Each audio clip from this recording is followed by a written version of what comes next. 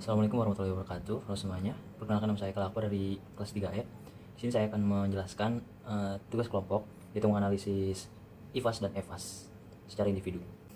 Yang pertama itu ada analisis IFAS PTA SDP. Pertama kita lihat faktor strength-nya dulu atau kekuatan. ASDP memiliki beberapa kekuatan utama. Yang pertama adalah jaringan rute penyeberangan terbesar di Indonesia yang menjadikannya pemimpin pasar dalam konektivitas antar pulau. ASDP juga memiliki status sebagai BUMN yang memberi akses pada dukungan pemerintah dan kemudahan regulasi. Selain itu juga, perusahaan memiliki aset armada dan pelabuhan yang luas, sehingga mampu melayani volume penumpang dan kendaraan sangat besar. Adanya sistem tiket online seperti Verizi ini juga menjadi kekuatan karena mempercepat layanan dan mengurangi antrian di pelabuhan. Dan terakhir, ASDP berperan penting dalam logistik nasional, terutama distribusi barang dan kendaraan. Di sini, kelompok kami memberikan skor dari jaringan rute penyeberangan terbesar di Indonesia dengan skor 60.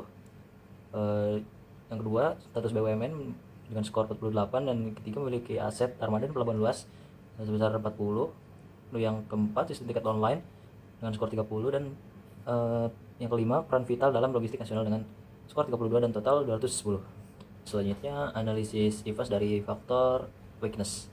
Yang pertama itu, faktor pertama itu ada banyak kapal tua. Kami memberikan bobot 10 dengan skor 20. Yaitu kapal tua ini menurunkan keandalan dan meningkatkan biaya perawatan. Lalu weakness yang kedua, kemacetan dan antrian saat peak season. Kami memberikan bobot 10 dengan skor 20 yang kemacetan itu terjadi di Merak Bakauheni terutama saat libur panjang.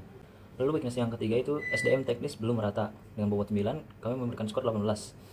SDM teknis belum merata ini kualitas pelatihan dan kompetensi perlu ditingkatkan lagi. Lalu weakness yang keempat, ketergantungan subsidi pemerintah. Dengan bobot 8, skor 16.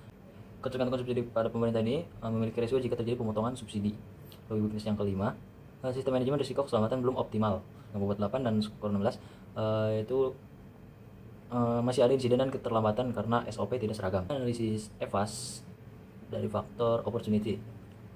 Yang opportunity pertama, mobilitas masyarakat antar pulau meningkat. Dengan bobot 15, skor 60. Opportunity yang pertama ini membuka peluang peningkatan volume penumpang dan kendaraan. Opportunity yang kedua, pertumbuhan logistik nasional yang bobot 12 dan skor 48. Dengan keterangan proyek hilirisasi butuh konektivitas laut.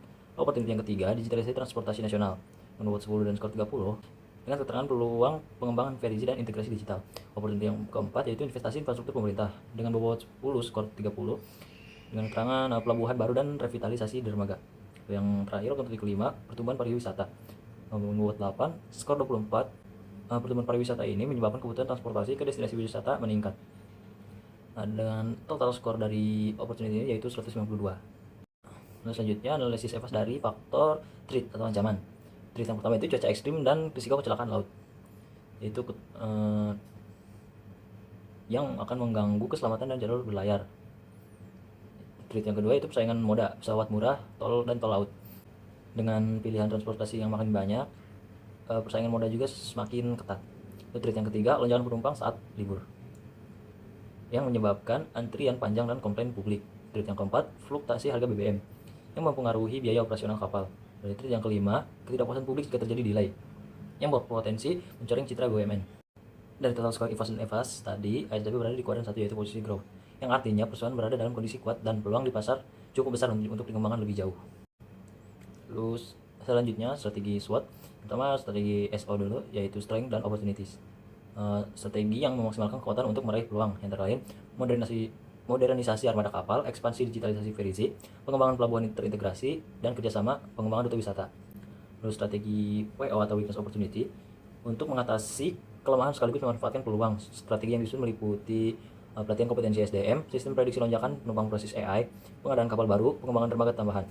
Selanjutnya strategi ST, yaitu strength dan threat, yang memanfaatkan kekuatan untuk mengatasi ancaman seperti penguatan SOP keselamatan dan audit armada, list verifikasi layanan, dashboard real time traffic pelabuhan, dan optimasi jadwal saat cuaca ekstrim. Lalu yang terakhir, strategi WT atau weakness threat, yang mengurangi kelemahan untuk menghadapi ancaman melalui percepatan peremajaan kapal, penambahan petugas darat untuk peak season, sistem monitoring BBM, dan peningkatan sistem pengaduan publik. Hal selanjutnya, balance scorecard. Untuk mendukung keseluruhan strategi digunakan pendekatan balance scorecard dengan 4 perspektif utama. Yang pertama itu perspektif keuangan. PT SDP fokus pada stabilitas pendapatan dan efisiensi operasional kapal. KPI meliputi pendapatan tiket, efisiensi biaya, load factor, hingga pendapatan non tiket. Lalu perspektif internal berfokus pada kelancaran operasi kapal, meliputi ketepatan jadwal, gangguan operasional, kemudian kapal dan pelabuhan serta respons insiden. Selanjutnya perspektif pelanggan yang berfokus pada kepuasan penumpang. Indikatornya itu antara lain ketepatan waktu, antrian di pelabuhan, tingkat komplain dan pembersihan kapal. Lalu yang terakhir perspektif pembelajaran dan pertumbuhan. Berfokus pada peningkatan SDM dan inovasi teknologi. KPI mencakup pelatihan awak kapal, retensi pegawai, adopsi digitalisasi, budaya keselamatan, dan kepuasan pegawai. Dengan melihat keseluruhan analisis, dapat disimpulkan bahwa SDP berada pada posisi yang sangat baik untuk terus tumbuh melalui modernisasi armada, digitalisasi layanan, serta penguatan operasional dan SDM. Strategi-strategi yang disusun bertujuan untuk memastikan SDP tetap menjadi pemimpin transportasi penyeberangan di Indonesia. Mungkin sekian dari saya. Terima kasih. Assalamualaikum warahmatullahi wabarakatuh.